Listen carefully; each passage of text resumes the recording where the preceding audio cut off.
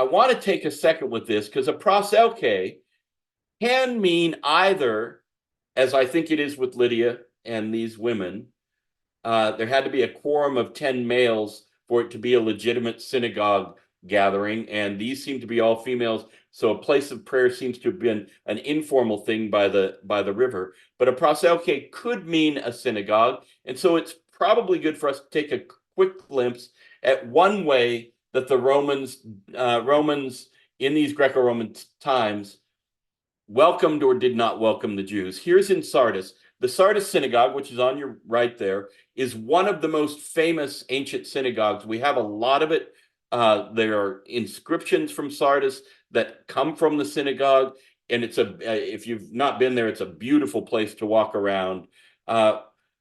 Widely known synagogue, and partly because it had images in it. And of course, Judaism at the time when it Hellenized, some of the synagogues have images in them, which we wouldn't have expected because synagogues in Palestine did not have.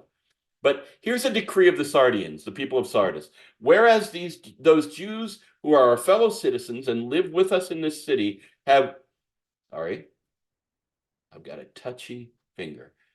Whereas these Jews who are fellow citizens and live with us in the city have ever had great benefits heaped upon them by the people, and have come now into the Senate and desired of the people that upon the restitution of their law and their liberty by the Senate and people of Rome, they may assemble together according to their ancient legal custom, and that we will not bring any suit against them about it, and that a place may be given them where they may have their congregations with their wives and children, and may offer, as did their forefathers, their prayers and sacrifices to God. Now the Senate and people have decreed to permit them to assemble together on the days formerly appointed, and to act according to their own laws, and that such a place be set apart for them by the praetors, for the building and inhabiting the same, as they shall esteem fit for that purpose.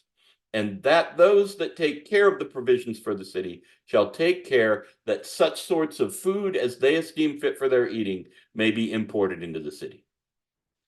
This is one of the most welcoming decrees in all of the empire, but you see the reference to the general Roman approach at the time that this Sardis proclamation comes, which is from Josephus Antiquities 10, where he lists a bunch of these back to back, a bunch of these cities that are proclaiming welcome to the Jewish population in them.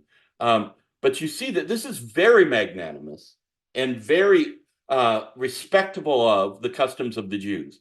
It wasn't that way everywhere. In Philippi, we're going to see in a minute that the Jews had no such place and status. They were praying by the river. We don't know if they had a synagogue because Paul and his group are walking toward to find the prosuke, and the prosuke is going to come up in a little while, the place of prayer. That can mean a synagogue. We don't know if they had a synagogue. We do know that we'll run into some rough treatment of the Jews here in this little episode.